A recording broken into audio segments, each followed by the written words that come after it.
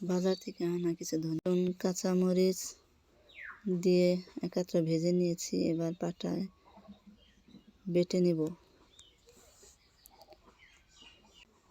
সবগুলো উপকরণ একত্র করে নিয়ে নিচ্ছি আমি।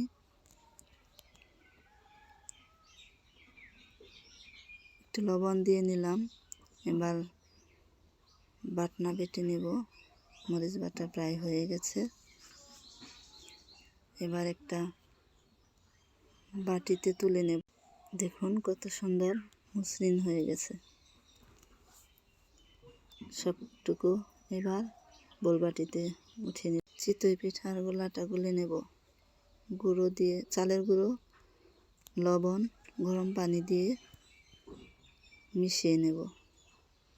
গোলাটা হয়ে গেছে, দেখুন কত সুন্দর। এবার খোলাটা আমি আগে গরম দিয়েছিলাম। এবার পিঠা দিয়ে দেব। দিয়ে ঢাকনা দিয়ে ঢেকে দিচ্ছি। এবার পানি দিয়ে দেব দুই পাশ থেকেই। কিছুক্ষণ পরে দেখুন পিঠাটা হয়ে গেছে খুব সুন্দর। এবার নামিয়ে নেব। দেখুন কত সুন্দর পিঠাটা হয়ে গেছে। এবার আমি নামিয়ে নেব। একটা প্লেটে রেখে দিচ্ছি। কত সুন্দর হয়েছে। অনেকগুলো পিঠা হয়ে গেছে। এবার আমি মরিচ বাটা দিয়ে এটাকে একটু খেয়ে দেখব কেমন হয়েছে। দেখতে তো অনেক সুন্দর, খেতেও অনেক মজা হয়েছে নিশ্চয়। আমি খেয়ে দেখছি।